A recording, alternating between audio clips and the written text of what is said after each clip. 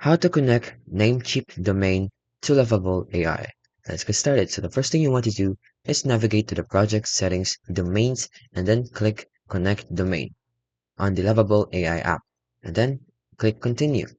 And from there, enter the domain you want to connect, like your Lovable's domain for like Namecheap, Namecheap AI or Namecheap domain. Simply just connect it.